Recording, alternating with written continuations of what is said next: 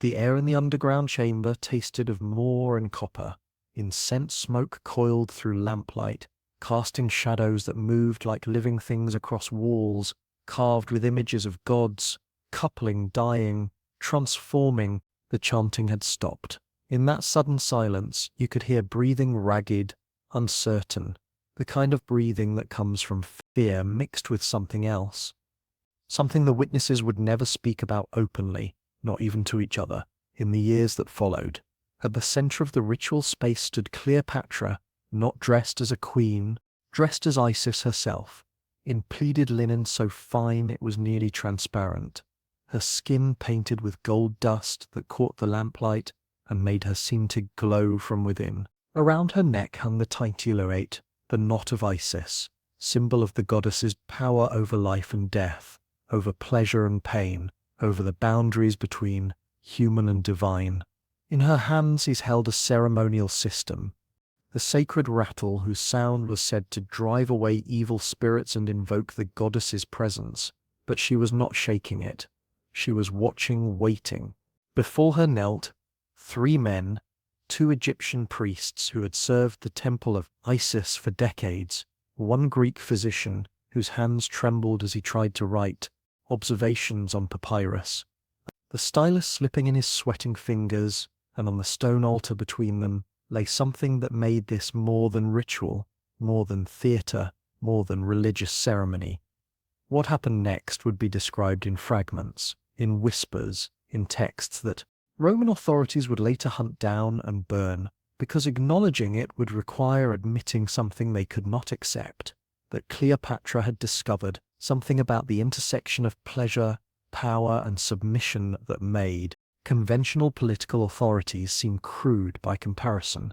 The Romans who wrote about Cleopatra after her death called her a temptress, a seductress, a witch who enslaved men through Eastern sorcery and unnatural appetites. They used words like corruption and depravity and decadence, painting her as the ultimate symbol of everything dangerous about female sexuality and foreign power. But that propaganda, deliberate and systematic, obscured something more disturbing. Cleopatra was not corrupted by desire. She studied it. She experimented with it. She turned her cord into a laboratory where human responses to pleasure and pain and fear could be observed, recorded, and weaponized with the same precision she brought to her toxicology experiments and her cosmetic formulations. Some of what she learned survived in fragments that the Romans tried to destroy, sealed scrolls discovered centuries later in temple archives, letters between physicians debating whether certain observations should be recorded, accounts from Egyptian sources that contradict Roman propaganda so completely. They must be describing different people or different truths, and in those fragments, in the spaces between what was officially recorded and what was whispered about privately, emerges a portrait of a woman whose understanding of human nature went far beyond anything most rulers of her time or ours would dare to explore. This is not the story of a beautiful queen who seduced powerful men. This is the story of a brilliant, ruthless woman who understood that physical desire creates vulnerabilities that can be manipulated, that witnessing transgression binds people through shared secrets. That merging religious ritual with intimate acts produces psychological effects that transcend both. This is the story of practices that went so far beyond acceptable boundaries that even sources hostile to Cleopatra struggle to describe them, method, resorting to euphemism and implication because explicit description seemed impossible. Tonight, you will learn what happened in those underground chambers, what the ritual with the 3 witnesses actually involved, why the physicians who saw it refused to record their observations in full, what Cleopatra discovered about human responses to experiences that blur boundaries between pleasure and pain, between religious ecstasy and physical sensation, between voluntary submission and psychological coercion. You will learn about experiments conducted on human subjects, about cosmetics tested on slaves who had no choice, about poisons refined through systematic killing of condemned criminals. You will learn about the night she demanded a living offering to prove a man's devotion, about practices that frightened even her own priests, about research her physicians could not bring themselves to document completely. But before I reveal what happened in that chamber beneath the palace, before I tell you about the ritual that left those three witnesses bound by shared knowledge they could never fully articulate, before I explain what Cleopatra learned about the mechanics of desire and domination, I need to take you back. I need to show you how a girl born into a dynasty known for incest and fratricide became the most controversial ruler in ancient history, how she transformed herself into a living goddess whose performance is blurred. Lines between politics and theatre, between religion and manipulation, between science and cruelty. If you want to empower and combine with absolute lack of restraint to create something both fascinating and monstrous, how desire can be studied and weaponized with scientific precision, how history judges women differently than men for the same behaviors, then you need to watch this entire video. Subscribe right now, because what you are about to learn exists in the gaps between official history and suppressed truth in the fragments by button and leave a comment telling me what you think you know about Cleopatra, because I guarantee this story will shatter every assumption, and watch all the way to the end, because I am going to tell you how Cleopatra died, how her final performance turned defeat into a kind of victory, how she maintained control even as everything collapsed around her. Now, let me take you back to the beginning, to the world that created the woman who would become history's most dangerous queen. Cleopatra VII Philip was born in 69 years before the birth of Christ into the Ptolemaic dynasty, a Greek ruling family that had controlled Egypt for nearly 3 centuries through a combination of strategic marriages, casual murders, and pragmatic alliances with whoever held power in Rome. Her father was Ptolemy XII, Aletes the flute player, a king so weak he maintained his throne primarily by bribing Roman politicians and fleeing Alexandria whenever his hiss rebelled against his crushing taxation. Her mother's identity remains disputed, either Cleopatra versus Tryphena, or possibly a concubine of lower status, whose name was not considered worth recording. The Ptolemaic court where Cleopatra grew up was simultaneously one of the most intellectually sophisticated and most morally corrupt environments in the ancient world. The palace overlooked a harbor filled with ships bringing grain and gold and slaves from across the known world. Nearby stood the Library of Alexandria, the greatest repository of knowledge humanity had ever assembled, containing hundreds of thousands of scrolls on every subject from mathematics to medicine, from astronomy to alchemy. The Ptolemies patronized scholars, mathematicians, physicians, poets, and philosophers, making Alexandria the intellectual capital of the Mediterranean. But the dynasty maintained its power through practices that would have shocked even other royal families, accustomed to brutal politics. Brothers married sisters to concentrate power and wealth. Children murdered parents when inheritance seemed too distant. Siblings plotted against each other with poison and hired assassins and falsified wills. Multiple atomic rulers were overthrown, exiled, or assassinated by their own relatives. The family's history was written in blood spilled within palace walls, in bodies dumped in the harbor, in areas who disappeared conveniently when they threatened the wrong person. Cleopatra absorbed lessons from this environment that would shape her entire approach to power. First, blood relationships meant nothing. Her own siblings would become her greatest threats, requiring elimination rather than trust. Second, wealth without military force was vulnerability. Egypt produced gold and grain that made the Ptolemies fabulously rich, but that made them targets for Roman generals who commanded legions. Third, survival meant making yourself indispensable to whoever held power in Rome. The Ptolemies existed as Roman sufferers, paying tribute and bribes to avoid the fate of other Hellenistic kingdoms that Rome had simply conquered and absorbed. But Cleopatra also received an education that was extraordinary, even by the standards of the Ptolemaic court. She was intellectually gifted in ways that went far beyond conventional royal training. She learned to read and write in at least 8 languages, including Greek, Latin, Egyptian, Aramaic, Hebrew, Syriac, Median, and Parthian. This linguistic ability was not decorative. It allowed her to communicate directly with subjects and allies without translators who might distort messages or leak confidential information. It demonstrated a mind capable of mastering complex grammatical systems and cultural contexts, skills that required both intelligence and discipline. She studied mathematics with scholars who had access to Euclid's works and could explain geometric proofs.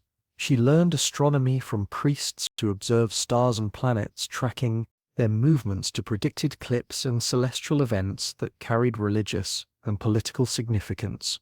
She studied medicine with physicians who practiced both Greek, rational medicine and Egyptian temple healing, learning about anatomy, disease, herbal remedies, and the properties of substances ranging from simple painkillers to deadly poisons.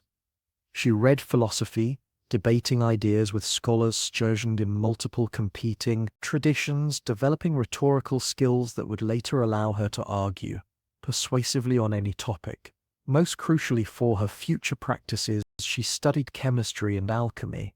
These subjects were not clearly distinguished in the ancient world. What we would call chemistry, the study of how substances interact and transform, was practiced alongside what we would call alchemy, the mystical pursuit of transmutation and perfection. Cleopatra learned about reactions between different materials, about how heating and mixing and dissolving could create new substances with different properties. She learned to distill perfumes from flowers, and she learned to extract dyes from mollusks and minerals. She learned to identify poisons from plants and animals and rocks, to understand their effects, to recognize their symptoms. This last subject became a particular fascination. Cleopatra began collecting information about toxic substances systematically, reading everything in the library's vast collection, consulting with Egyptian priests who preserved ancient formulas, corresponding with scholars from other regions who had access to different plants and minerals. She was creating what would become a comprehensive treatise on toxicology, recording symptoms and effective doses and antidotes for hundreds of substances. This research was not merely academic. Poisoning was one of the primary threats facing any ruler in the ancient world, and understanding poisons meant understanding how to protect yourself from them. But knowledge about poisons also meant knowledge about cosmetics, because many ancient cosmetic ingredients were toxic in high concentrations, but beneficial in lower doses. The kohl that Egyptian women used as eyeliner contained lead compounds that could poison if absorbed through skin in sufficient quantities. The white face paint that aristocratic women prized was made from lead, carbonate, beautiful and deadly. The red lip color came from cyanoar mercury sulfide, which accumulated in tissues and caused tremors and madness with repeated use. Understanding beauty meant understanding poison. Perfecting your appearance meant accepting that you were essentially applying controlled doses of toxic substances to your skin. Cleopatra would later write about cosmetics and women's medicine, producing texts that circulated under her name in the ancient world, and that influenced later medical writers. Even though scholars debate how much she actually wrote versus how much was attributed to her by later authors seeking to claim royal authority for their formulas, but the core insight that beauty and poison shared chemistry, that the same knowledge that could kill could also enhance and preserve. This understanding would shape her approach to both personal appearance and political survival. When Cleopatra was 14 years old, something happened that would profoundly influence her understanding of power and its costs. Her elder sister Bones Fordeth seized the throne during their father's absence. In Rome, where telling me the 5/12 had fled to bribe senators for military support, Bones ruled for 3 years, demonstrating competence that exceeded her father's weak leadership. She married twice, murdering her first husband within days when he proved inadequate. She maintained order in Alexandria. She managed the economy effectively, By all objective measures, she was a better ruler than Tommy I of 12th, but when Tommy I of 12th returned with Roman military support purchased through massive bribes, he had beneath executed immediately. Cleopatra watched her sister, who had been queen and who had ruled well, was killed by their father simply because she adhered to claim power that he considered his by right. The lesson was brutal and unmistakable. Competence meant nothing. Justice meant nothing. Only force mattered. Only the person who controlled military power could rule, regardless of merit or legitimacy or family bonds. Cleopatra was present at court when Brittany's died, 14 years old, watching her sister executed, learning that power came from Rome and that survival meant making Romans choose to take you rather than destroy you. This experience would shape everything she did afterward. She would never trust family. She would never believe that being right or just or competent provided safety. She would understand that her only protection was making herself so valuable to powerful men that killing her seemed less advantageous than keeping her alive. When Cleopatra was 18 years old, her father died and the throne passed jointly to her and her 10-year-old brother Tommy I and 13th, who became her husband in the Ptolemaic tradition of keeping power within the family. But the marriage was purely ceremonial. Cleopatra had no intention of sharing actual power with a child or with his advisors who wanted to control Egypt through him. She ruled alone for 3 years, making decisions, meeting with councils, conducting diplomacy, demonstrating capabilities that exceeded most of her atomic predecessors. Then her brother's advisors, led by a cunning, unique named Pothinus and an ambitious general named Achilles, staged a calm head. They convinced the young Tommy the 11th or 30th that he should rule without his older sister. They turned the royal guard and the army against Cleopatra. She was forced to flee Alexandria with a solo group of loyal followers, escaping to Syria, where she began raising an army to fight for her kingdom. For a year, Egypt was divided between the sibling rulers, both claiming legitimacy, both preparing for civil war that would devastate the countryside and drain the treasury.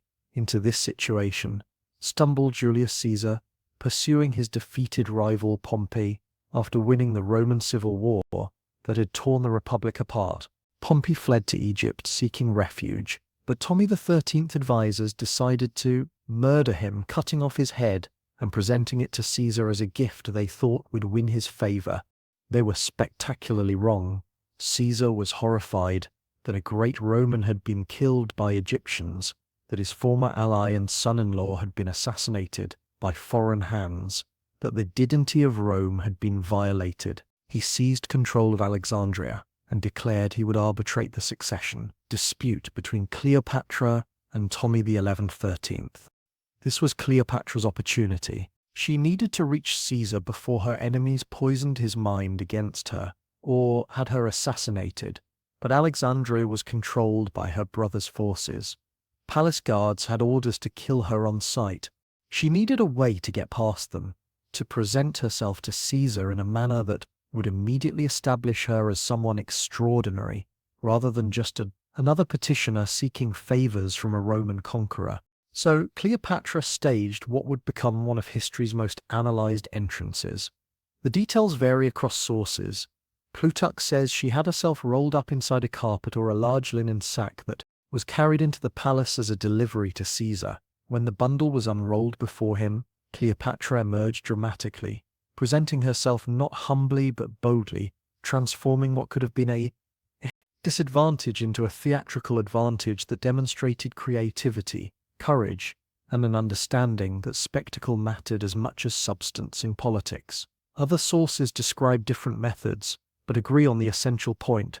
She infiltrated past guards who would have killed her, reached Caesar's presence unexpectedly and immediately captured his attention through sheer audacity. But the carpet entrance, dramatic as it was, only got her into the room. What happened next mattered more. Cleopatra had perhaps 30 seconds before Caesar's guards could intervene, perhaps a minute before Caesar himself decided whether to order her seized or listen to what she had to say. In that brief window, She deployed every weapon she possessed with precision that came from years of preparation and natural gifts that exceeded her training. She spoke to him in flawless Latin rather than requiring a translator, demonstrating education and respect for Roman culture, while also establishing herself as someone who could communicate directly without intermediaries.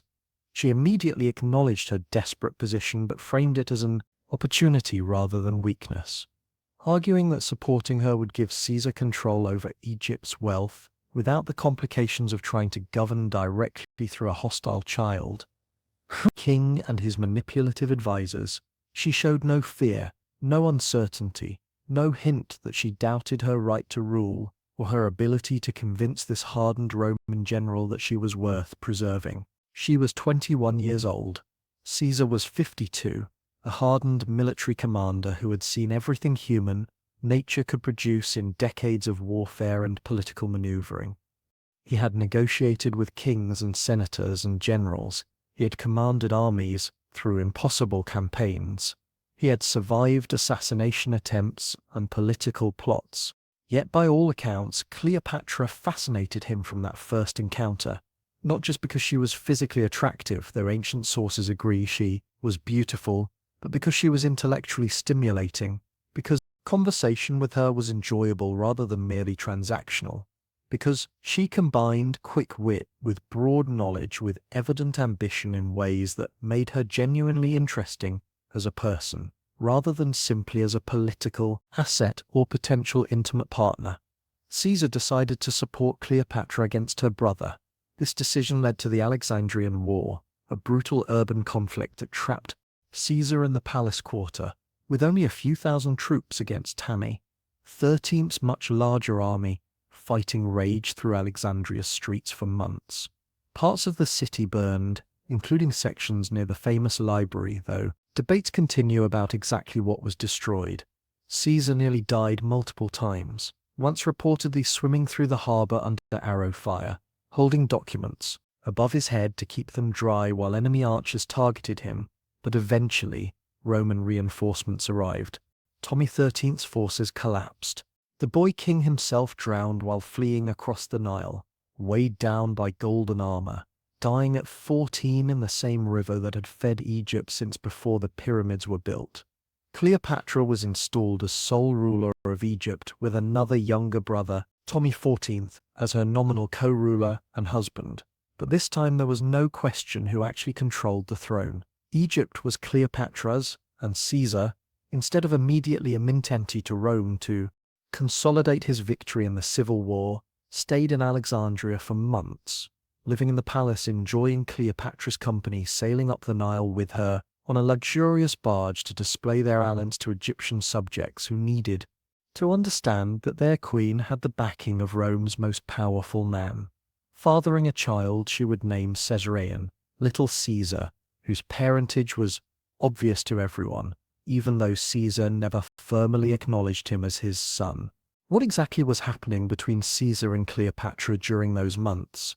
Ancient sources describe a relationship that combined genuine affection with political calculation, intimate partnership with strategic alliance. They spent hours in conversation, discussing history and philosophy and poetry, debating ideas and sharing knowledge. They planned Egypt's administration and trade policies, determining how to maximize agricultural production and manage the grain supply that fed Rome. They hosted banquets where Greek and Roman aristocrats mingled uneasily, trying to understand the implications of this unprecedented partnership between Rome's dictator and Egypt's queen. And according to sources, both Roman and Egyptian, they became intimate partners in the fullest sense, creating a bond that was simultaneously personal and political, emotional and practical, a relationship that could not be easily categorized as either love or alliance, because it was genuinely both. The scandal back in Rome was immediate and severe. Caesar was married to Calpurnia, a respectable Roman matron who had done nothing to deserve public humiliation. He was expected to return and govern, to consolidate his victory, to rebuild institutions destroyed by civil war. Instead, he lingered in Egypt with a foreign queen young enough to be his daughter, apparently indifferent to what Romans thought about this blatant display of inappropriate attachment. When Caesar finally returned to Rome in 46 years before Christ, Cleopatra followed him within months, establishing herself in one of his villas across the yards. She lived there for 2 years, making no secret of their relationship, attending public events, meeting with Roman aristocrats and intellectuals.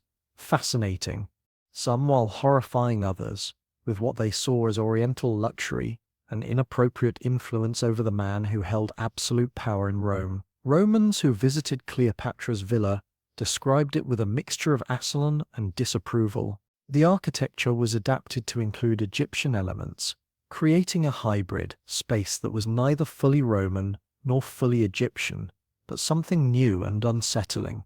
She maintained Egyptian religious practices with shrines to Isis and other deities that made Romans uncomfortable because Egyptian worship involved practices they found alien and disturbing. She dressed sometimes in Roman style, but often in Egyptian royal regalia, emphasizing her foreignness rather than attempting to blend in or conform to Roman expectations. She spoke Latin perfectly, but also conducted conversations in Greek and Egyptian, surrounding herself with multilingual scholars and creating an intellectual salon that attracted Rome's curious minds, while also disturbing those who thought foreign queens should not hold court in the capital. Then on the Ides of March in 44 years before Christ, Cetans assassinated Caesar in the theatre of Pompey, stabbing him 23 times in what they claimed was tyrannicide necessary to save the Republic from permanent dictatorship. Cleopatra fled Rome immediately, within days of the assassination, understanding that without Caesar's protection, she was in mortal danger from his enemies, and possibly from the assassins themselves, who might see her as a symbol that needed elimination. She returned to Alexandria, and within months her brother husband Ptolemy the summer 14th died suddenly under mysterious circumstances, almost certainly poisoned on her orders, removed because even a ceremonial co-ruler Rinton the theoretical threat to her absolute control. At 25 years old, Cleopatra had secured sole authority over Egypt through a combination of intelligence, audacity, theatrical self-presentation, intimate partnership with Rome's most powerful man, and casual murder of a family member who represented even a theoretical challenge to her power. And now fully in control, she would rule for the next 14s in ways that created legends, even during her lifetime, in those underground chambers beneath the Alexandrian palace, away from public view and protected by layers of secrecy and forced through religious oaths and threat of execution. Cleopatra conducted experiments that went far beyond conventional medical research. The ritual that the Greek physician Olympus witnessed was not an isolated incident, but part of a systematic program that Cleopatra maintained for years, working with Egyptian priests and Greek physicians to explore boundaries of human experience that most rulers would never dare to approach. The condemned criminal on the stone altar had been prepared according to specific protocols that Cleopatra had developed through previous experiments. He was washed with water from the Nile mixed with neutron salts, the same substance used in mummification, creating symbolic connections to death and rebirth that were not accidental. Everything Cleopatra did carried layers of meaning, references to Egyptian religious tradition, connections to mythology, symbolic resonances that participants might not consciously recognize, but that created psychological effects nonetheless. The man was anointed with oils, myrrh, frankincense, something else, holes imply. Olympus could not identify that made his skin tingle where drops accidentally touched his hand, suggesting substances that affected the nervous system even through topical application. Then Cleopatra began the occasion speaking in ancient Egyptian, the language of temple rituals rather than the common demonic Egyptian that most people spoke using formula, so archaic that even the priests struggled to translate some phrases. Her voice changed as she spoke, becoming deeper, more resonant, as though something larger spoke through her, or as though she had trained herself to, produce vocal effects that enhanced the ritual's psychological impact. The priests responded with chants that had been taught only to initiates sworn to secrecy about what they witnessed and performed. The chamber itself was designed to enhance psychological effects, not large, perhaps 20 aftercross with walls pressing close and ceiling low enough that tall men had to duck. The lamplight created more theto than illumination, making it difficult to see, clearly beyond a few feet, forcing participants to focus on the central altar and Cleopatra herself. The air grew thick with incense smoke and something else, something like electricity before a thunderstorm, a tension that made skin prickle and breathing difficult. Olympus found his hands shaking so hard he could barely write, his rational training as a physician seeming inadequate against the overwhelming atmospheric pressure of this space designed to overwhelm normal psychological defenses. Cleopatra approached the altar carrying a small clay jar, unremarkable in appearance, containing a substance she had prepared herself through cisses. She had fined over years of experimentation. She explained its effects in clinical Greek, speaking to the physicians present, as though conducting a routine demonstration, rather than something that would haunt them for the rest of their lives. This was a compound derived from 3 different plant sources mixed in precise ratios. She had determined through previous experiments on other condemned criminals whose deaths had provided the data she needed. It would produce a state of heightened sensitivity combined with paralysis, a condition where the subject would be fully conscious and fully aware, able to feel everything, but unable to move or speak. The effect would last approximately 2 hours based on the dose she had calculated for this subject's body weight. Afterwards, if the dose was correct, the subject would recover with no permanent physical damage, though the psychological effects were unpredictable and probably severe. She offered the jar to the condemned man. He had been given a choice, she explained, matter of actually, as though this made what was about to happen somehow ethical. Drink this and participate in research that would advance medical knowledge and potentially save lives in the future, or die by crucifixion in the public square, where his suffering would last for days and serve no purpose beyond entertainment for crowds and punishment for his crimes. He had chosen this option supposedly voluntarily, though what meaningful choice existed between 2 forms of death remained a question that Olympus wanted to ask, but knew better than to voice aloud. You did not contradict Cleopatra in her own palace, in her own ritual space, when she was speaking as Isis incarnate rather than as merely a mortal queen, subject to normal moral constraints. The man drank. The substance tasted bitter according to the grimace that crossed his face, but he consumed it all under Cleopatra's watchful eyes. Within minutes, perhaps 5 or 6 by Olympus' estimation, though time felt distorted in that chamber, the compound began working. The man's muscles went rigid in stages, starting with his extremities and moving inward toward his core.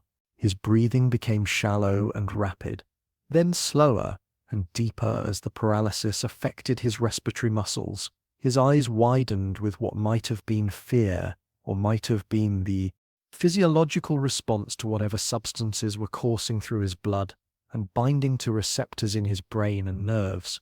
Within 10 minutes he was completely immobile, frozen in a position that looked almost peaceful, except for his eyes, which remained open and moving, tracking Cleopatra as she moved around the altar, demonstrating that consciousness remained intact, even as all ability to move or communicate had been stripped away. Cleopatra observed closely, recording his responses with clinical precision that would have been admirable in different circumstances.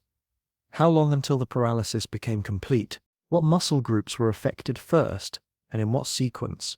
Whether consciousness remained fully intact or became clouded?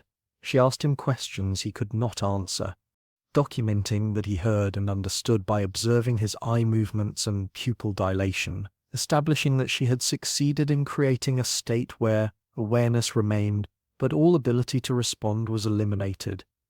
Then she began the second phase of the experiment, the phase that Olympus would struggle to write about later, that would haunt him for decades, that convinced him that Cleopatra had gone beyond medical research into territory that violated every principle of healing and humanity that physicians swore to uphold. She began testing the man's responses to various stimuli, systematically, exploring what happened when sensation could not be processed through normal physical reactions or vocalizations. Pain came first. Sharp instruments applied to skin in escalating intensities. How much could he feel when movement was impossible? How did his body respond when pain could not be all? What happened to heart rate and breathing patterns when suffering could not be expressed through crying or screaming? Cleopatra measured pulse at his neck, counted respirations, observed pupil dilation and sweat production, and other involuntary responses that revealed the intensity of his experience even when he could not communicate it directly. Then, other sensations, pleasant ones, oils that created warmth spreading across skin, substances that stimulated nerve endings in ways that under normal circumstances would produce pleasure. Gentle touches, alternating with sharp pain, combinations of contradictory stimuli applied simultaneously to different parts of the body, creating conflicts where pain and pleasure mixed together until they became indistinguishable.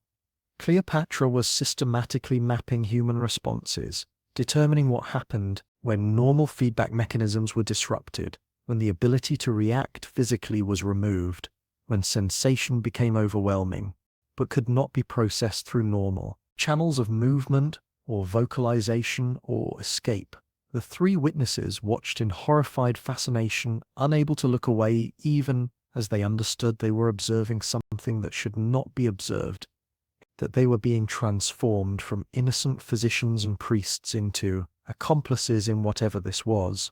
They were being bound through shared knowledge, through participating in something that could never be fully described or explained to anyone who had not been present, through the understanding that speaking about this would mean their own deaths, but remaining silent would mean carrying this knowledge alone, though forever. Cleopatra was creating complicity deliberately, ensuring loyalty not through bribes or threats, but through the terrible intimacy of shared transgression, through knowing they had witnessed something that changed how they understood human experience and their own capacity for observing suffering without intervention. The experiment continued for 6 hours, far longer than Olympus had anticipated when he first arrived. Cleopatra tested 5 different compounds on the condemned man, waiting between doses for previous effects to clear enough that new observations would be interpretable. With each substance she recorded symptoms meticulously in her hand, filling papyrus sheets with observations written in Greek and Egyptian, creating documentation that later be referenced in medical texts, though never attributed openly to experiments conducted on living human subjects.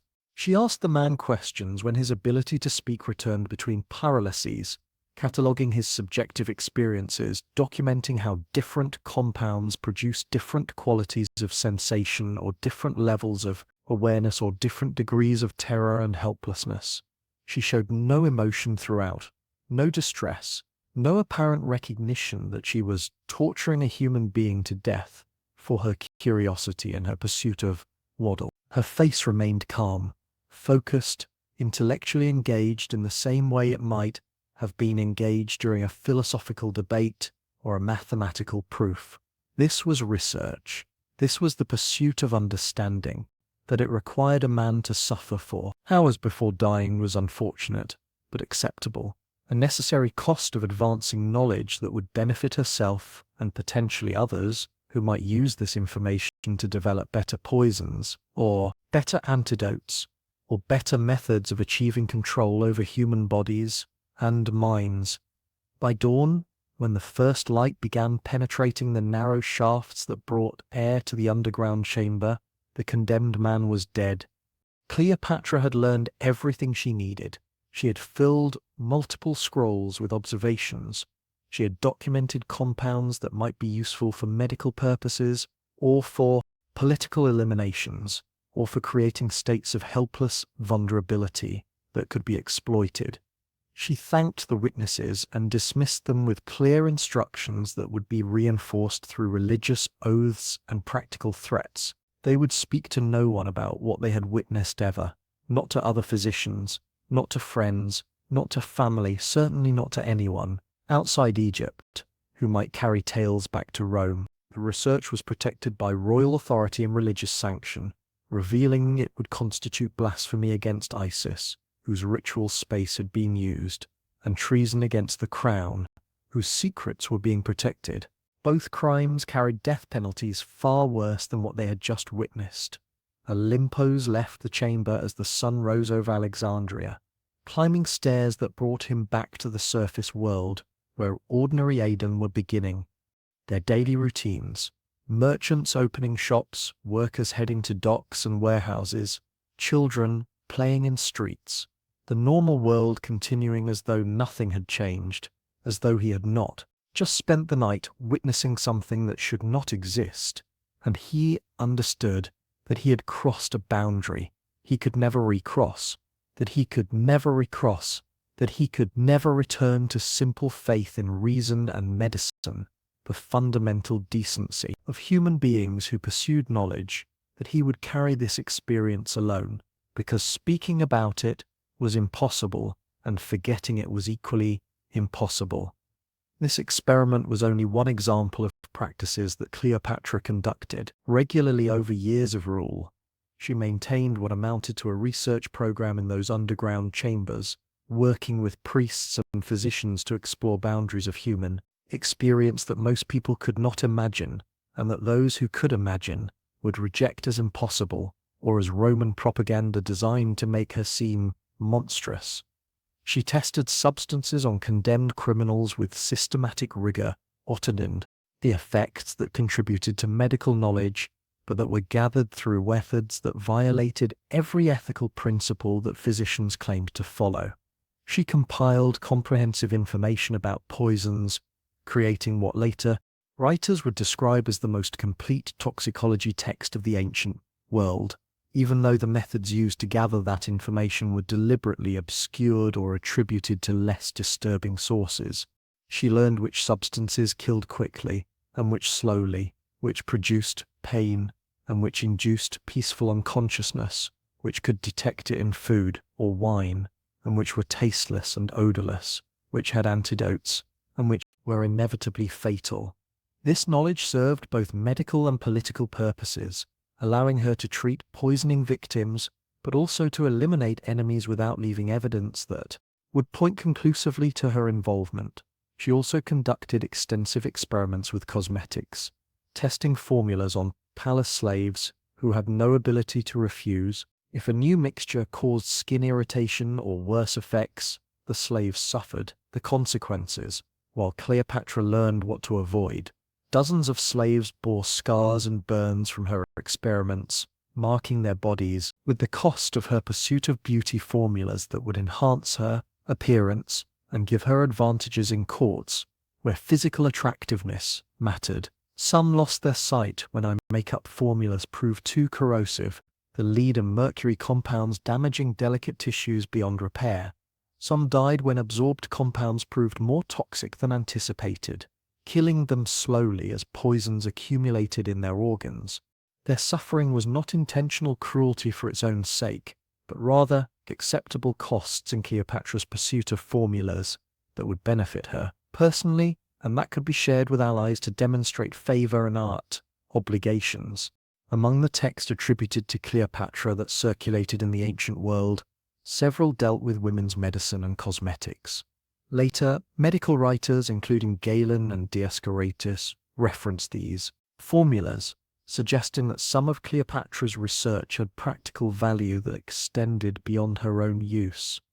Recipes for skin whitening creams, using lead compounds carefully balanced to avoid obvious poisoning, are makeup formulas that enhance appearance while minimizing the blindness that careless application could cause. Treatments that preserved color and prevented premature graying. Perfumes created through distillation processes that concentrated scents from flowers and resins and animal secretions. One formula attributed to Cleopatra involved a mixture called Mandesian perfume, created from myrrh, cinnamon, and other expensive ingredients combined through processes that required weeks of preparation. This perfume became famous in ancient world, associated with Cleopatra's seductive power, supposedly worn during her meetings with Caesar and Antony. Modern attempts to recreate it based on ancient descriptions have produced intensely complex scents that combined floral, spicy, and musky notes in ways that are simultaneously attractive and slightly unsettling, beautiful but with undertones of something darker. But Cleopatra's experiments in those underground chambers involved more than toxicology and cosmetics. She was also exploring the intersection of religious ritual, physical sensation, and psychological manipulation, discovering how these elements could be combined to produce effects that transcended their individual components. The scene Olympus witnessed with the paralyzed condemned man was not simply a medical experiment, it was a demonstration for the two Egyptian priests, showing them what Cleopatra had learned about inducing altered states, about the power of witnessing, transgression, about how religious context could transform acts that would otherwise seem monstrous into something that participants experienced as sacred, or at least as justified by purpose, is larger than individual suffering.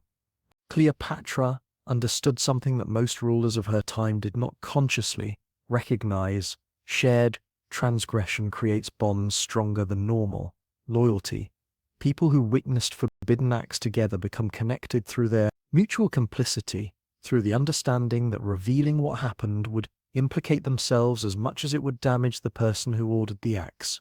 Religious ritual provides context that can reframe experiences, making them spiritually significant rather than merely physical or criminal. Combining these elements, creating situations where transgression occurs within religious frameworks and is witnessed by carefully selected participants, produces psychological effects that ensure loyalty and silence far more effectively than simple threats or bribes. She applied this understanding to a cultivation of loyalty among priests and advisors and intimate associates. She would invite select individuals to witness ceremonies in those underground chambers, rituals that mix traditional Egyptian religious practices with innovations that pushed boundaries and violated conventional norms. These witnesses would find themselves participating in something that felt both sacred and transgressive, that invoked ancient tradition while also challenging, yet that created experiences they could not fully interpret or explain. Afterwards they were bound to Cleopatra, not just through fear of punishment, for revealing secrets, but through the peculiar intimacy that comes from fearing. Experiences that cannot be communicated to outsiders without losing something essential in the patri. Translation. Some of these ceremonies involved the Isis rituals that so disturbed Roman sources. The myths of Isis included her resurrection of Osiris through magic and the divine conception of Horus, achieved through means that ancient sources described euphemistically, but that involved Isis transforming herself into a bird and hovering over Osiris's reassembled body. Temple rituals reenacted these moments with elaborate symbolism, using movements and chants and sacred archets that represented the goddess's actions without literally replicating them. Cleopatra, presenting herself as Isis incarnate, conducted versions of these rituals that went beyond traditional practice. Exactly what happened remains disputed, because sources disagree and because participants were bound to secrecy by religious oaths that they took seriously, even when political loyalty might have wavered. Egyptian sources that survived suggest solemn religious observance conducted, according to ancient traditions, with Cleopatra serving as the vessel through which Isis's presence manifested.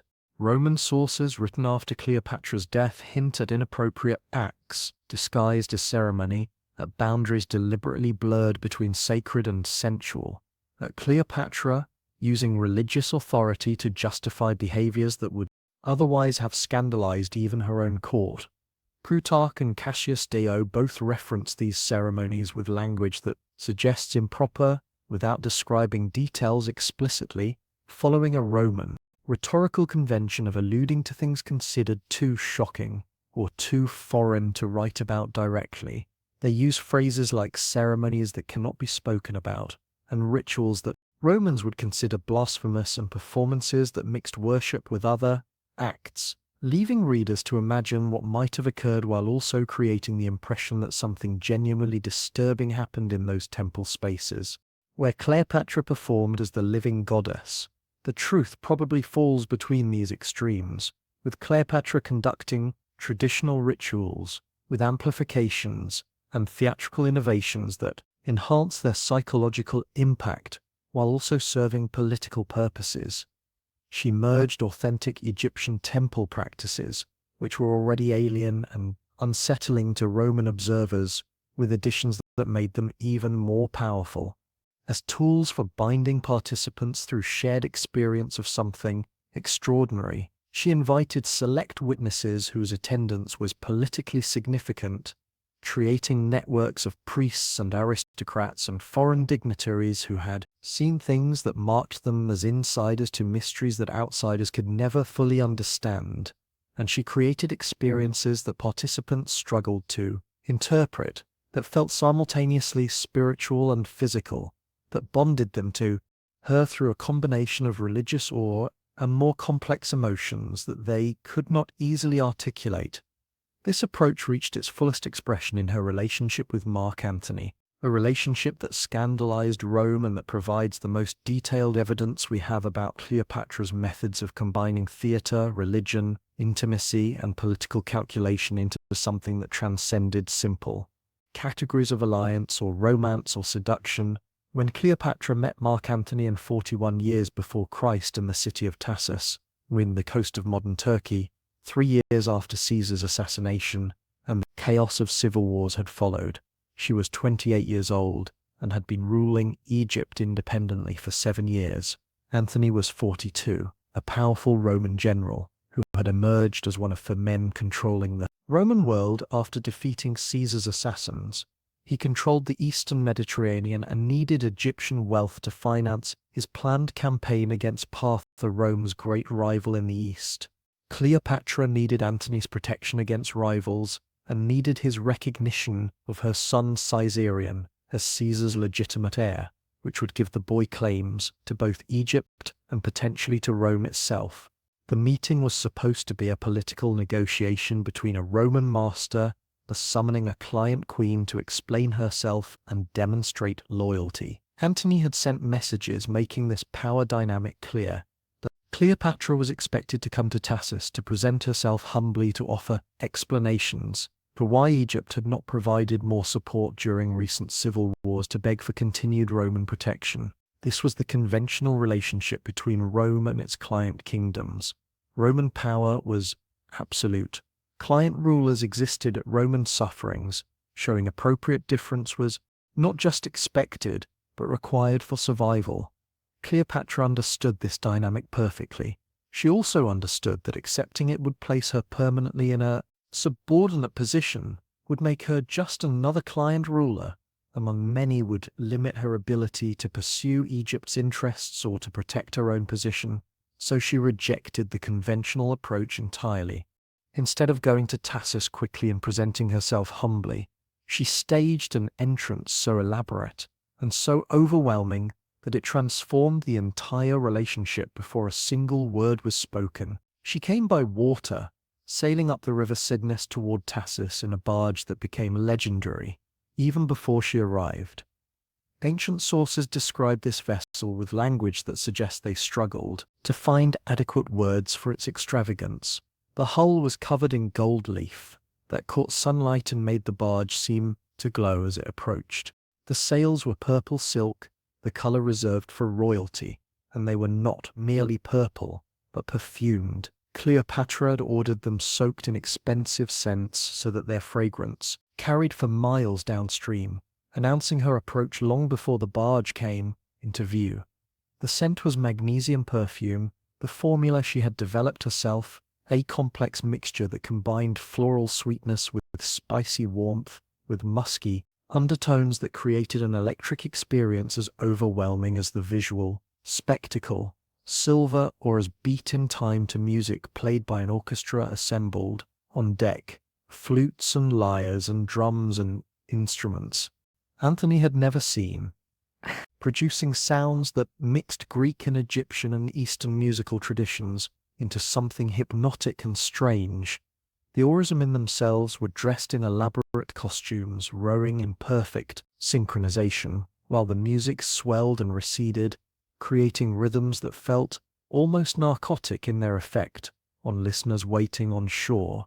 The deck was dressed like a temple to Aphrodite, the Greek goddess of love, creating religious context for what was ostensibly a political meeting.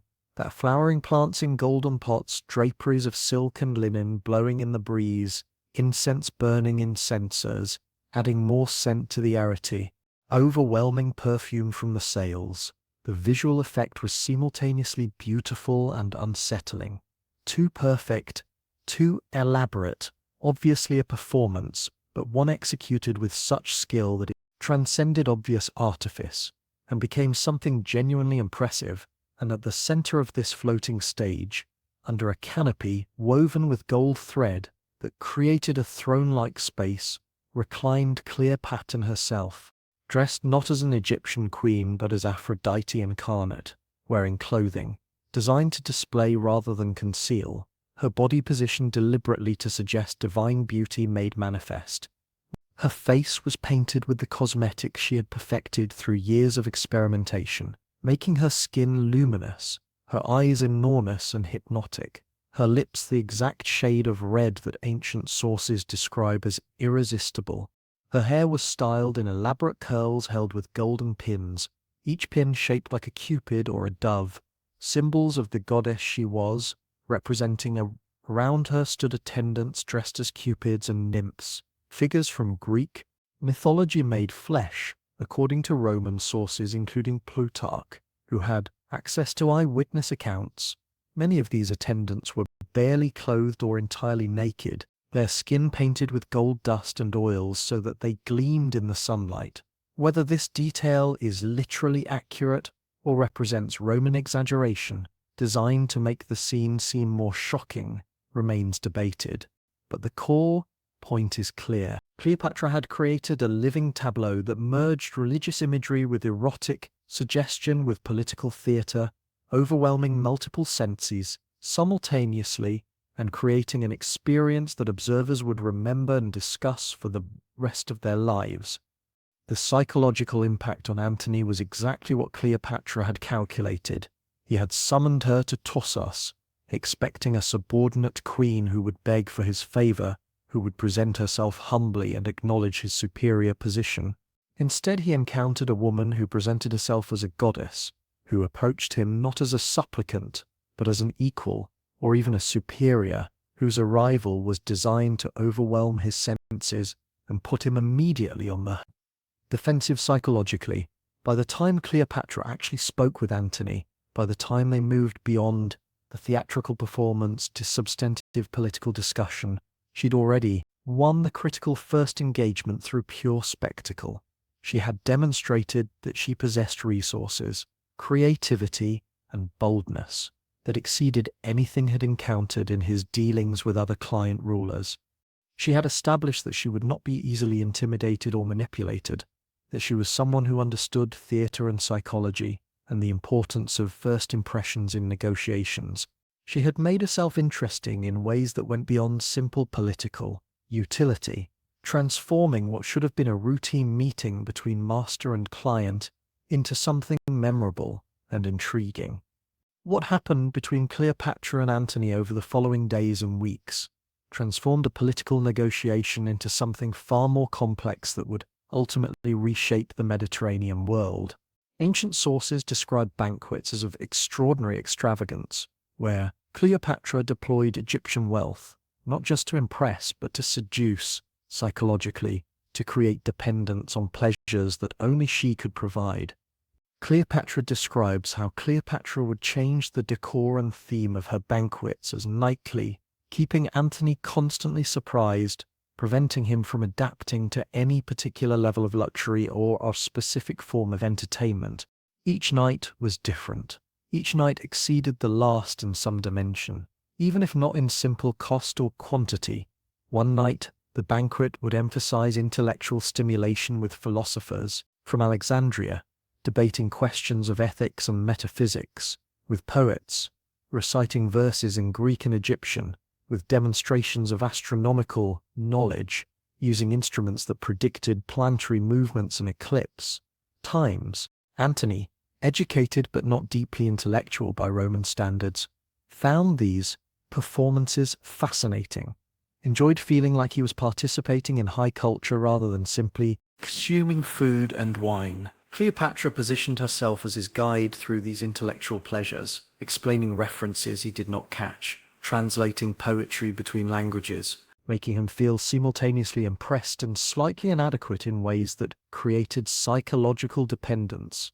Another night would emphasize sensory pleasures, with foods so exotic that Antony had never encountered them, with wines from regions he had never heard, Pisvisapta, with perfumes and incense that created overwhelming olfactory experiences, with music that combined instruments and rhythms from across the known node.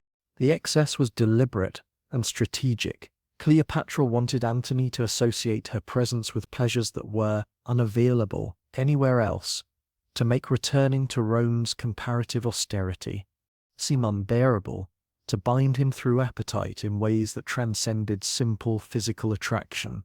A third night might emphasize religious mysteries with Egyptian priests, performing ceremonies that combined authentic temple rituals with theatrical innovations designed for Roman audiences who found Egyptian religion simultaneously fascinating and disturbing. These performances often involve costumes and movements and chanting that Romans interpreted as having erotic undertones, even when Egyptian participants insisted everything was purely spiritual. Cleopatra's ability to navigate between these interpretations to present herself as both pious Egyptian queen, performing sacred duties, and as sophisticated cosmopolitan who understood how Romans perceived these rituals, allowed her to create experiences that were genuinely ambiguous, that could be interpreted multiple ways, depending on the observer's expectations and assumptions.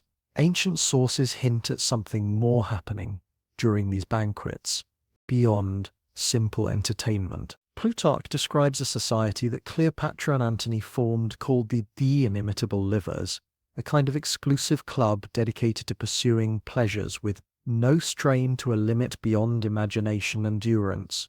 Members gathered nightly for entertainments that lasted until dawn, featuring levels of excess that shocked even Romans who are accustomed to aristocratic extravagance. But the sources also suggest that this excess went beyond conventional bounds. Actium, Antony engaged in competitions to see who could devise more extreme experiences or sustain activities longer. Some of these hints focus on intimate competitions. Later sources, including Suetonius, suggest that Cleopatra and Antony engaged in contests to see who could invent new pleasures, treating their relationship partially as a game where innovation and intensity became goals in themselves, rather than mere side effects of physical attraction. Whether this is literally true or represents Roman attempts to make sense of a relationship that violated their categories for how men and women should interact remains impossible to determine with certainty. Romans expected men to dominate and women to submit in intimate matters. A relationship where the female partner might be equal or even dominant, where she might be the one proposing activities or setting terms, violated their assumptions so completely that they struggled to describe it accurately. What we can say with confidence is that Cleopatra's relationship with Antony became a scandal that Antony's rivals in Rome exploited mercilessly.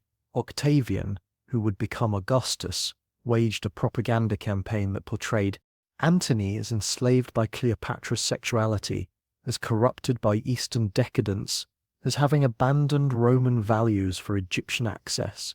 Octavian commissioned poets to write verses describing Cleopatra as a drunken who had destroyed Antony's judgment. He spread stories about orgies and drug use and religious ceremonies that mixed pagan worship with inappropriate acts. He claimed Cleopatra was a witch who who had used magic and potions to enslave. Antony's will, making him a puppet who obeyed her commands and who would betray Rome itself at her direction. Some of this propaganda was certainly false or exaggerated, but Cleopatra's own behavior gave it foundation that made it believable to Roman audiences, already predisposed to think the worst of a foreign queen who had seduced two of their most powerful men. She deliberately cultivated a reputation for excess. She presented herself publicly in ways that emphasized her femininity and her power simultaneously, refusing to conform to Roman expectations about proper behavior for women. She conducted religious ceremonies that Romans found disturbing even when they were performed according to authentic Egyptian traditions, and she lived with Antony in Alexandria for years in a relationship that produced 3 children, and that Romans refused to recognize as legitimate marriage, even though Antony formally married Cleopatra in a ceremony that granted her extraordinary honors and titles. One particular story from this period became famous as the ultimate symbol of Cleopatra's excess and her corrupting influence on Antony. During a banquet where Antony was boasting about Roman entertainments and the lavishness of his own celebrations, Cleopatra smiled and made a wager. She bet that she could host a single dinner that cost more than all of Antony's entertainments combined, an absurd claim that Antony accepted because he was curious how she would try to win such an impossible bet. The next evening, Cleopatra hosted what appeared to be a relatively simple meal by the standards they had established. The food was excellent, but not extraordinary. The wine was fine, but not the most expensive vintages. Antony was confused, wondering if Cleopatra had forgotten the wager, or was planning some surprise for later. Then came the final course. Cleopatra called for a cup of vinegar, the sharp wine vinegar that Romans used for cooking and cleaning. Then she removed one of her pearl earrings. This was not any pearl, but supposedly one of the 2 largest and most valuable pearls in the world, a treasure that had been part of Ptolemaic royal jewelry for generations, worth more than entire provinces, according to ancient sources that were prone to exaggeration, but that reflected genuine recognition of extraordinary. Cleopatra dropped the pearl into the vinegar. According to Pliny's Natural History, the most detailed ancient account, the pearl began dissolving. Modern chemists point out that pearls do not actually dissolve quickly in vinegar, that the chemistry Ply describes does not work the way he claims, that this detail is probably either misunderstood or deliberately fictionalized. But what matters is not whether the chemistry was accurate, but what Cleopatra did next. She drank the mixture, consuming the dissolved pearl and the vinegar, ingesting wealth casually, destroying something of immense value just to make a point, to win a wager, to demonstrate that Egyptian resources were so vast that treasures could be consumed rather than merely displayed. The gesture was simultaneously absurd and profound. It was wasteful beyond any reasonable standard. It violated every normal calculation about value and preservation and responsible stewardship, but it also demonstrated something important about how Cleopatra understood power and display. She could afford to destroy treasures because she had access to such immense wealth that individual objects, no matter how valuable, were ultimately replaceable or at least expendable. She operated by different rules than other people, rules where normal constraints about resource conservation did not apply because Egyptian wealth was effectively unlimited from the perspective of any individual consumption decision. Whether the story is literally true in all details matters less than its symbolic truth and its psychological impact. Cleopatra created a legend about herself, established a reputation for excess that made her seem both dangerous and irresistible simultaneously. She showed Antony that partnering with her meant access to experiences and resources that exceeded anything he could obtain elsewhere, and she demonstrated a willingness to violate boundaries and ignore conventional constraints that matched Antony's own impulsive nature and his tendency to pursue immediate pleasures rather than long-term strategic calculations. Antony abandoned his military plans and followed Cleopatra back to Alexandria. He would remain in her orbit for the next decade, returning periodically to Rome when political necessity demanded, but always drawn back to Egypt and to Cleopatra. Their relationship to Selene, born in 40 years before Christ, named after the sun and moon, in a symbolic gesture that implied they would rule the world together. Another son named Tommy Philadelphia, born 3 years later, given a name that connected him to the great Tommy Kings, who had made Alexandria the center of Hellenistic civilization. Antony formally married Cleopatra in a ceremony that Romans refused to recognize because he was already married to Octavia, Octavian's sister, a marriage that had been arranged precisely to create family bonds between the two most powerful men in Rome. By marrying Cleopatra while still married to Octavia, by recognizing their children as legitimate heirs, by granting Cleopatra and her children territories and titles that belonged to Rome, Antony was essentially declaring independence from Roman constraints in establishing Egypt and the East as a separate power center that would rival Rome itself. But what exactly happened between Cleopatra and Antony during those years in Alexandria, beyond the public scandals and the political calculations?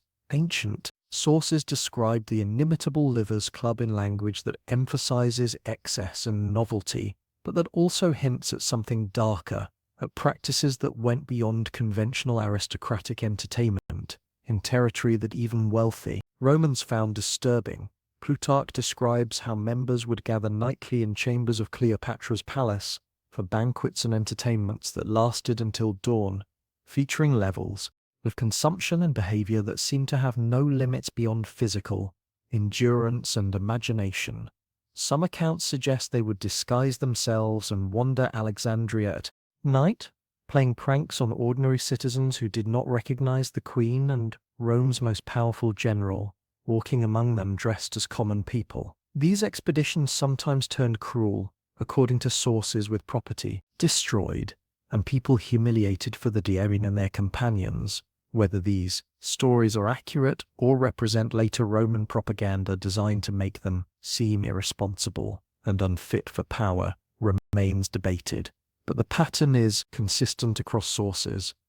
Their relationship was characterized by constant escalation, by the need for novelty and extremity, by treating normal boundaries as challenges to be overcome, rather than as limits to be respected. Later Roman sources, including Suetonius, hinted intimate contests between Cleopatra and Antony, suggestions that they competed to devise new experiences or to sustain activities longer, that they treated their relationship partially as a game where innovation and endurance became measures of dominance or at least of equality. These hints are vague, written in language that implies rather than states, directly following conventions about not describing intimate matters explicitly, while still conveying that something notable and probably shocking was happening.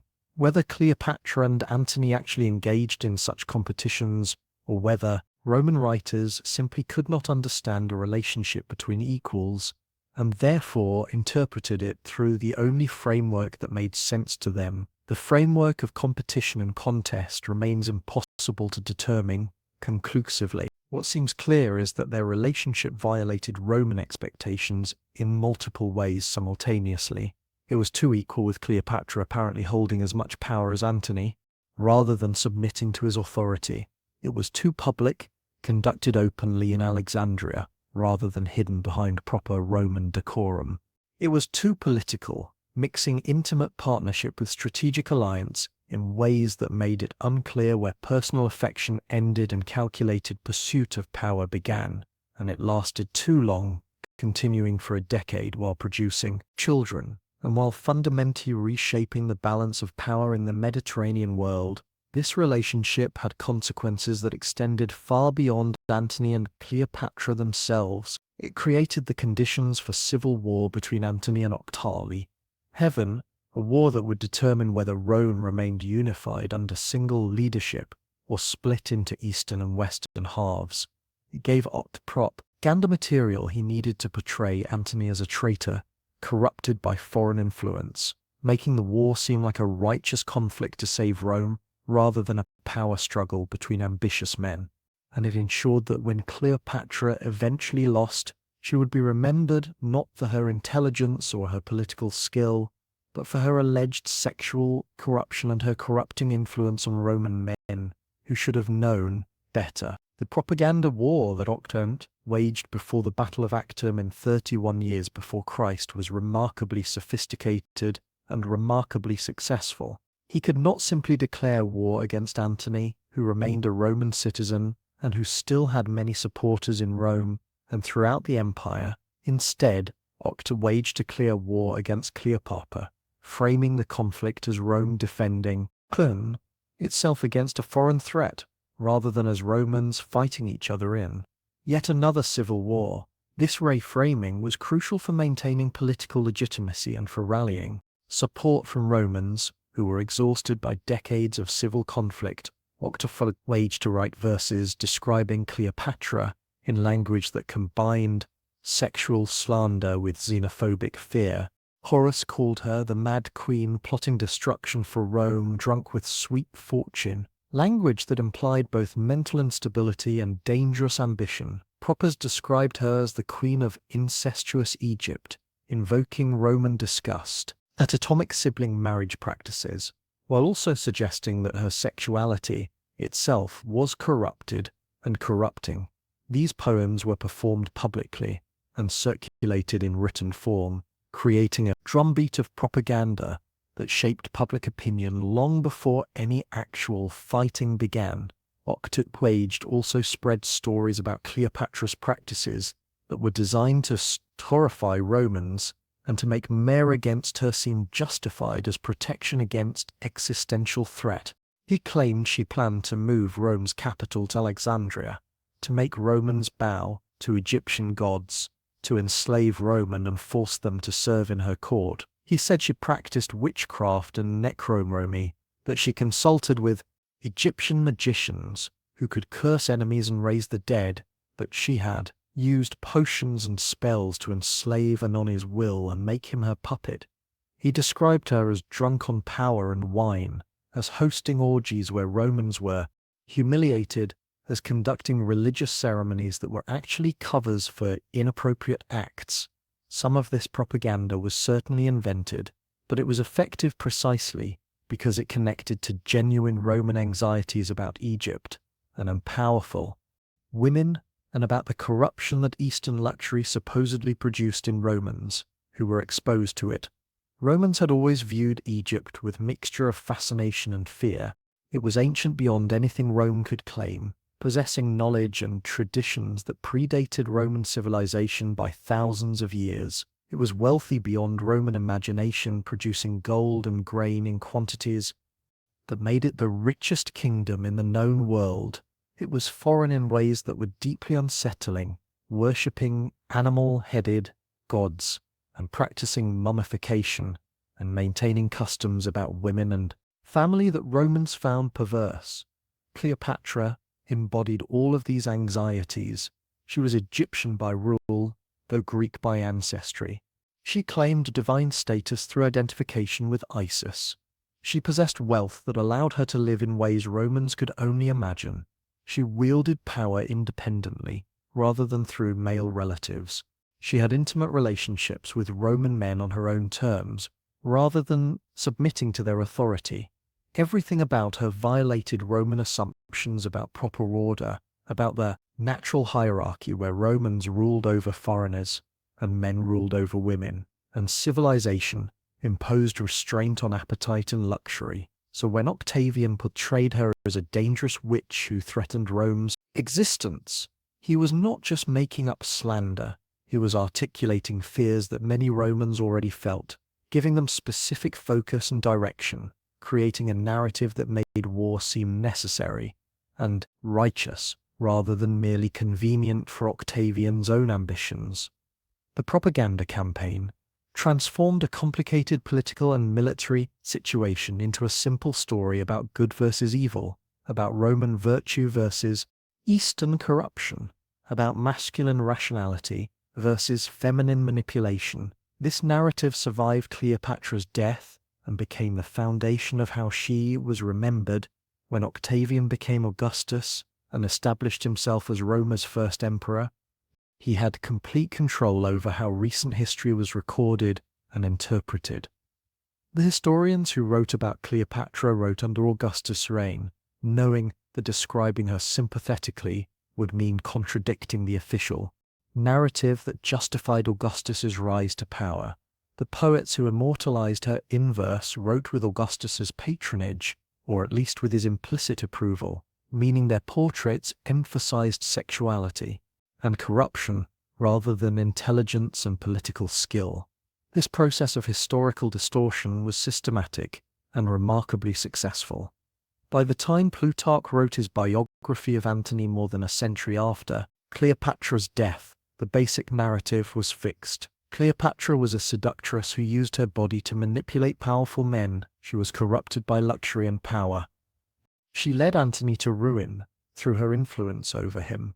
She represented everything dangerous about the East and about powerful women. This portrait was accepted as historical fact for nearly 2,000 years, reinforced through countless retellings in literature, art, theatre, and eventually film, and only in relatively recent times have historians begun to question this narrative, to recognize how thoroughly it was shaped by Octavian's propaganda to attempt to recover the more complex reality behind the caricature. Modern scholars point out that Cleopatra ruled Egypt successfully for 21 years, maintaining independence and prosperity during a period when other Hellenistic kingdoms were being absorbed by Rome.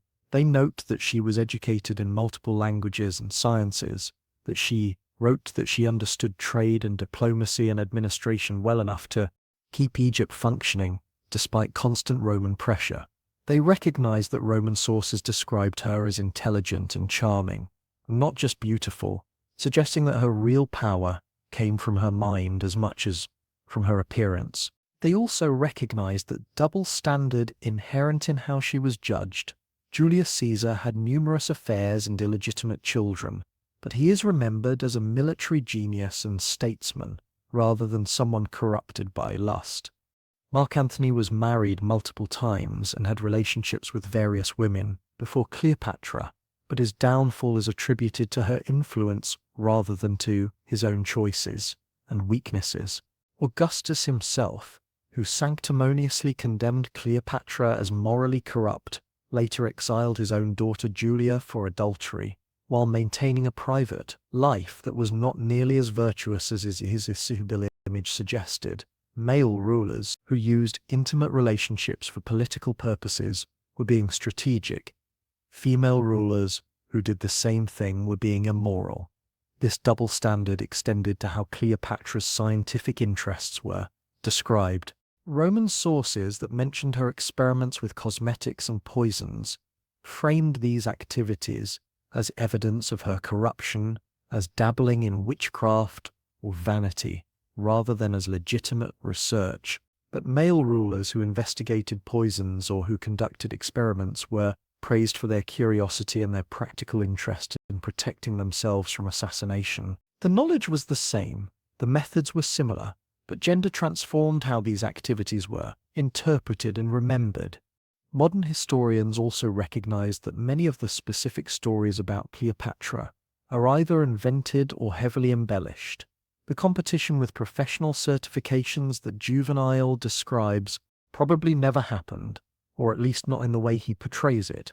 The banquets that supposedly featured orgies and degradation were probably conventional aristocratic entertainments that Romans characterized as orgies, because they involved Egyptian music and religious performances that seemed alien. The aspect that killed her may be more legend than fact, a detail that was too symbolically perfect to be purely accidental. But even acknowledging all of this, even stripping away obvious propaganda and recognizing historical distortion, something disturbing remains at the core of what we know about. She did conduct experiments on human subjects without their meaningful consent. She did test cosmetics on slaves who bore the physical consequences of failed formulas. She did compile information about poisons through systematic killing of condemned criminals. She did use religious ritual as a tool for political manipulation. She did treat human bodies as experimental materials, and human lives as expendable resources in her pursuit of knowledge and power. These practices went beyond what most rulers of her time attempted. Even in an era when human life was valued differently and when absolute rulers operated with few constraints, Cleopatra pushed boundaries deliberately, exploring extremes that others avoided, treating her underground chambers as laboratories where normal moral rules were suspended in pursuit of understanding that she believed justified any method. Whether this makes her a monster or simply a product of her time, who had more resources and opportunities to pursue her interests than most people, depends on what standards we apply and how we weigh her genuine intellectual achievements against the human costs of obtaining the knowledge that produced those achievements. When the final confrontation came at the Battle of Actium in 31 years before Christ, Cleopatra's fleet fought alongside Antony's forces in a naval engagement of the coast of Greece. The battle began in the morning and continued into the afternoon, with neither side gaining clear advantage. Then suddenly, in the middle of the fighting, Cleopatra's ships withdrew. They broke through the battle line and sailed away, heading back toward Egypt, with the treasury ships containing the wealth that had financed the war. Why Cleopatra withdrew remains debated. Roman sources claim it was cowardice that she panicked and fled, abandoning Antony in the middle of battle. Some modern historians argue it was strategic retreat, that she recognized this battle was lost and saved her fleet and treasure, while escape was still possible, rather than throwing everything away in feudal last stand.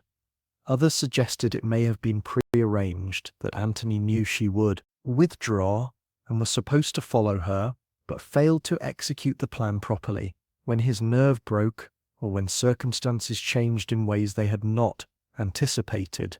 What is certain is that Cleopatra's withdrawal caused Antony's fleet to collapse. His ships fought on for a while, but their morale broke when they saw the Egyptian vessels leaving.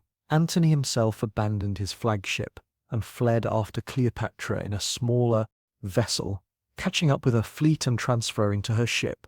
His remaining forces surrendered to Octavian or scattered, and his land army abandoned him when news spread that he had fled the battlefield.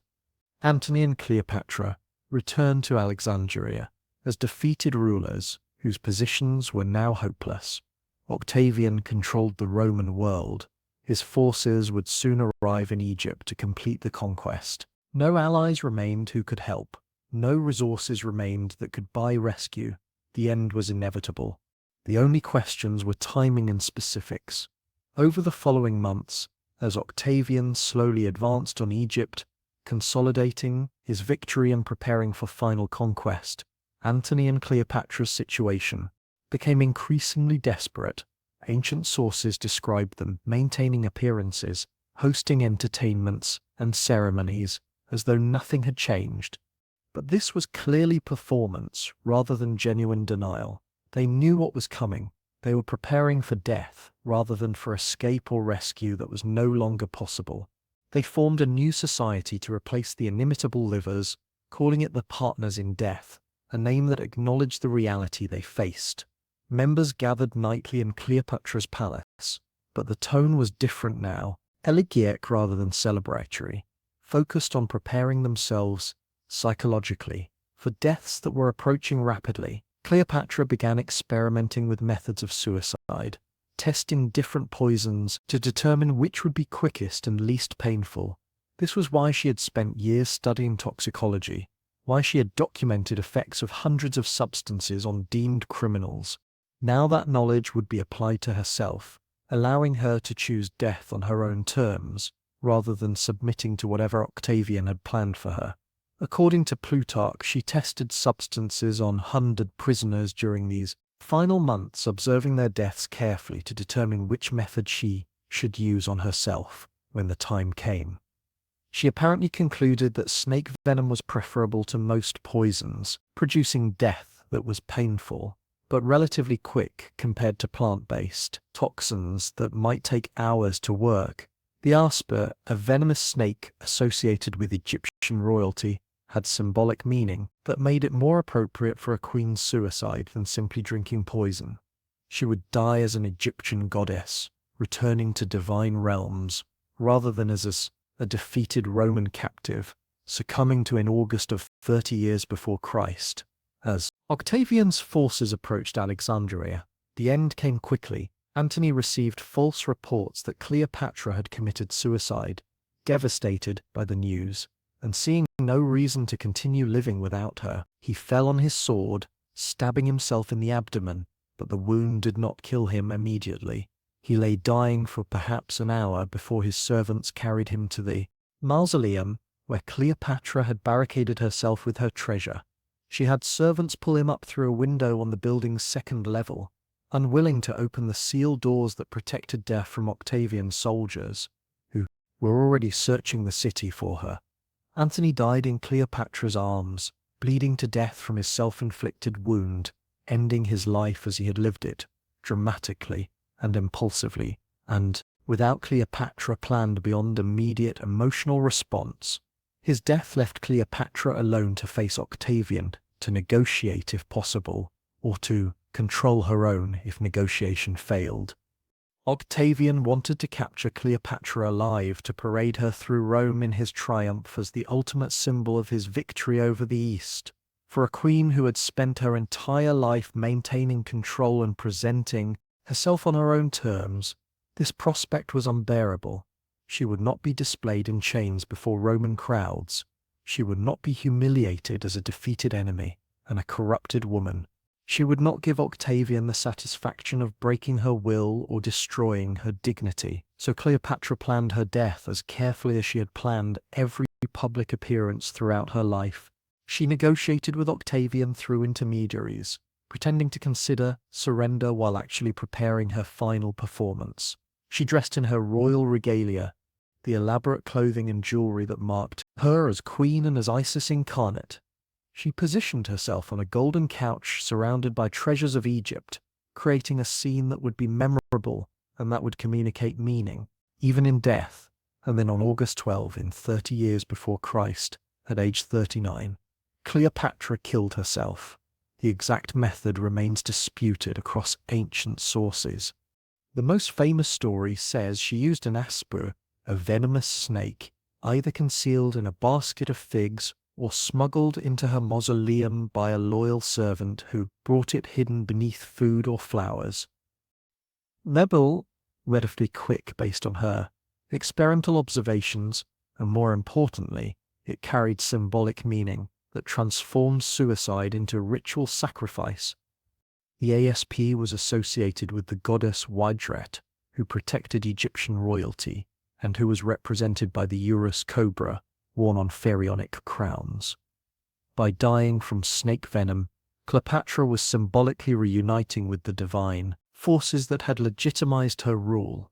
Other sources suggest different methods. Some say she used a poisoned comb or hairpin that she had prepared years earlier, a backup method kept ready for emergency. Some say she drank a mixture of poisons that she had tested and refined through her experiments on condemned criminals, finally using that knowledge on herself to ensure death that was quick and certain. Some say she used an ointment that contained poison absorbed through the skin, applied deliberately to sensitive areas where absorption would be rapid.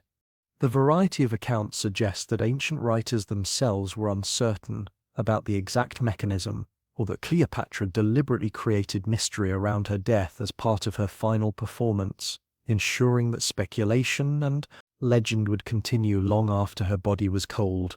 What seems clear is that Cleopatra's death was deliberate, planned and staged, with careful attention to symbolism and presentation. She died on her own terms, maintaining control until the very end, transforming what would have been defeat and humiliation into a final assertion of power and dignity. When Octavian's soldiers entered the mausoleum, they found Cleopatra dead on her golden couch, dressed as a queen, with her two most loyal servants also dead beside her. One servant named Iris had died first, possibly from the same poison or snake venom that killed Cleopatra lying on the floor near the couch.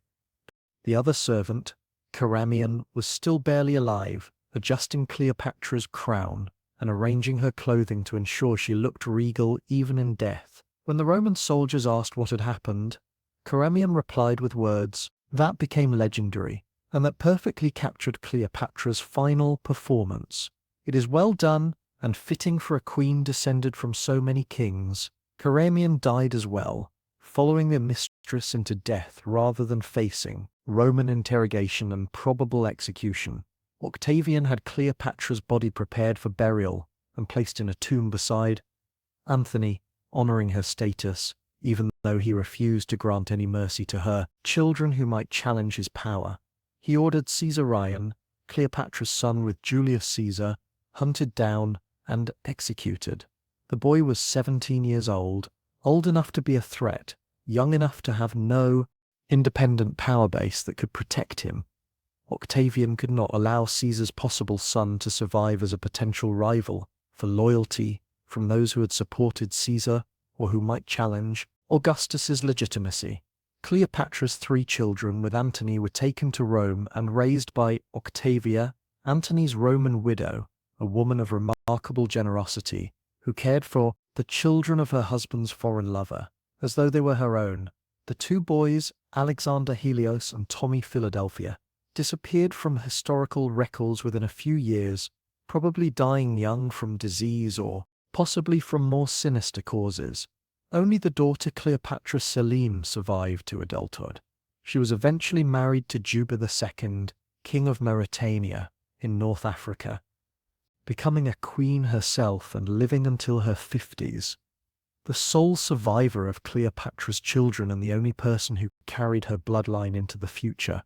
With Cleopatra dead and her children neutralized, Octavian annexed Egypt not as a regular Roman province, but as his personal possession, making it unique in the empire. The wealth that Cleopatra had used to support Antony and to maintain her own power now flowed directly to Octavian, helping him consolidate control over Rome and finance his transformation from fictional leader into Augustus, the first Roman emperor. The Ptolemaic dynasty that had ruled Egypt for 3 centuries ended with Cleopatra's death. Egypt would remain under outside control, first Roman, then Byzantine, then Arab, then Ottoman, then British, for more than 2,000 years until the 20th century. But Cleopatra's legend survived and grew.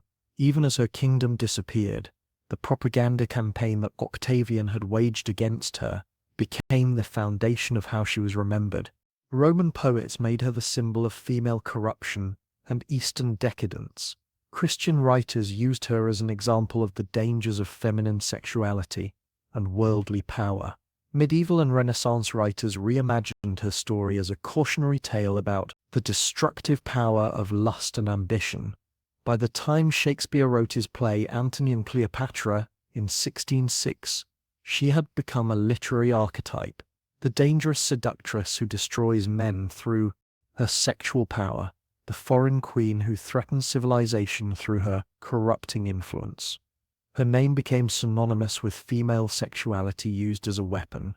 Calling someone a Cleopatra meant they were seductive, manipulative, dangerous to men who could not resist their charms.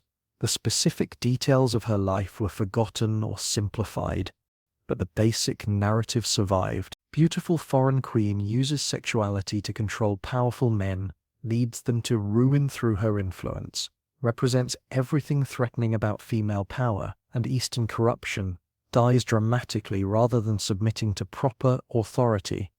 This narrative survived for 2 millennia, reinforced through countless retellings that emphasized the same basic elements, while adding new details or interpretations that reflected the biases and interests of each new generation. Only relatively recently have historians begun seriously questioning this narrative, recognizing how thoroughly it was shaped by propaganda, attempting to recover the more complex reality of who Cleopatra actually was and what she actually did. So, what should we make of Cleopatra after examining her life and her practices in detail? Was she primarily a victim of historical bias and propaganda, or was she genuinely transgressive in ways that justified at least some of the negative judgments Romans made about her? Was she a brilliant ruler who used every tool available to survive in a world hostile to female independence? Or was she someone whose pursuit of power and knowledge carried her into territory that violated fundamental ethical principles, regardless of gender or historical context? The honest answer is that Cleopatra was both brilliant and ruthless, intellectually gifted and morally flexible, genuinely interested in knowledge, and willing to obtain it through methods that most people would find horrifying. She ruled Egypt successfully for 21 years during a period when other Hellenistic kingdoms were being absorbed by Rome, maintaining independence and prosperity. Through intelligent diplomacy and strategic use of Egypt's wealth and resources, she was educated in multiple languages and sciences, wrote treatises that influenced later medical practice, understood trade and administration, and governance well enough to keep Egypt functioning, despite constant Roman pressure. But she also conducted experiments on human subjects without their meaningful consent, testing poisons on condemned criminals and cosmetics on slaves who wore the physical and sometimes fatal consequences of failed formulas. She treated human bodies as experimental materials and human lives as expendable resources in her pursuit of knowledge that benefited herself and potentially others. But that was obtained through methods that violated basic principles about human dignity and bodily autonomy. She eliminated family members who threatened her power, poisoning her brother, husband, and ensuring that rivals disappeared conveniently when they became convenient. She used religious ritual as a tool for political manipulation, conducting ceremonies that blurred boundaries between sacred and sensual in ways that bound participants through shared experience of transgression. She cultivated relationships with powerful Roman men through combinations of intellectual companionship and physical attraction and strategic partnership that Romans found threatening because they could not easily categorize them. She lived with extravagance and pushed boundaries deliberately, creating a reputation for excess that served her political purposes, but that also gave enemies ammunition for propaganda campaigns that would shape her historical reputation for millennia. The practices that made Cleopatra legendary were they perverted in the sense of representing moral corruption or deviation from proper norms. That depends entirely on what standards we apply and from what perspective we judge. By conventional Roman standards, yes, she went too far. She violated norms about feminine behavior and religious propriety and proper relationships between rulers and subjects. By the standards of her own Egyptian culture and her position as absolute ruler, probably not. The Ptolemaic dynasty had always lived extravagantly, had always merged Greek and Egyptian religious traditions, had always viewed themselves as above moral limitations that applied to ordinary people. By modern standards, some of what Cleopatra did was clearly unethical, regardless of historical context. Experimenting on human subjects without consent violates fundamental principles that apply across cultures and eras. Using slaves as test subjects for cosmetics that caused suffering and death was cruel, even if it was common practice in the ancient world. Eliminating family members through poison was murder, even when political necessity might have made it strategically justifiable. But we must also recognize that Cleopatra was judged more harshly than male rulers who engaged in similar behaviors. Roman emperors conducted their own poison experiments and eliminated rivals and lived with extravagance, but they were not remembered, primarily as corrupted or perverted. The difference was gender and the threat that Cleopatra represented to Roman assumptions about proper order. She was a woman wielding power independently. She was a foreigner who made Romans into her allies rather than submitting to Roman authority. She used tools including intimate relationships and religious performance, and theatrical self-presentation that Romans found disturbing, because they suggested power could be obtained and maintained through means other than military force and formal political institutions. Understanding Cleopatra requires holding multiple truths simultaneously. She was extraordinarily intelligent and capable. She was ruthless in pursuit of power. She pushed boundaries deliberately. She conducted practices that went beyond acceptable limits by most standards. She was judged by criteria that were applied differently to women than to men.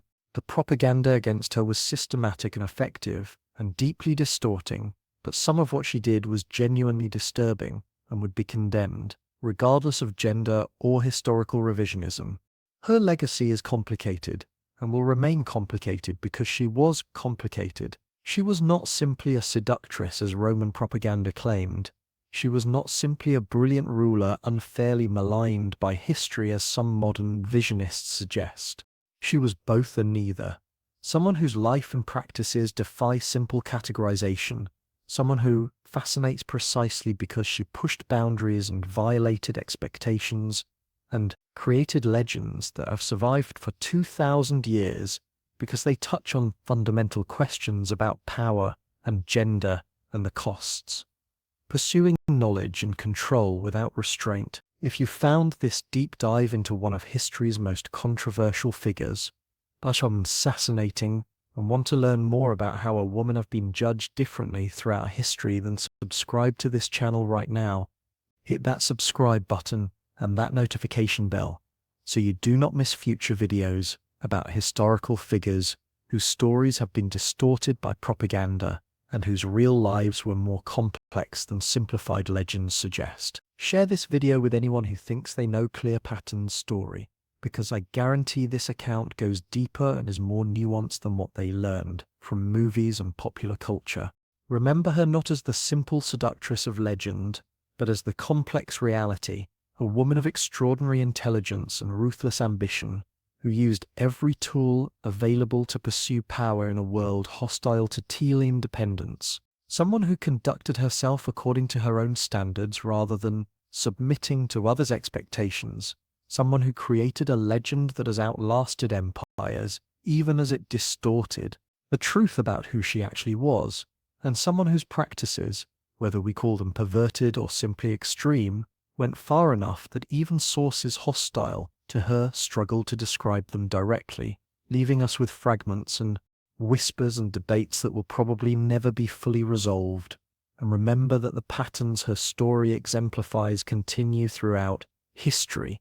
The weaponization of sexual slander against powerful women, the double standards in judging male and female rulers, the transformation of complex historical figures into simplified archetypes that serve ideological purposes. Understanding clear pattern helps us recognize these patterns when they appear, helps us question narratives that seem too convenient, helps us see how power and gender and historical memory interact in ways that shape not just how we understand the past, but how we interpret the present. I see you in the next video, where we will continue exploring the dark corners of history that reveal uncomfortable truths about power, propaganda, and how we construct the stories we tell about the past.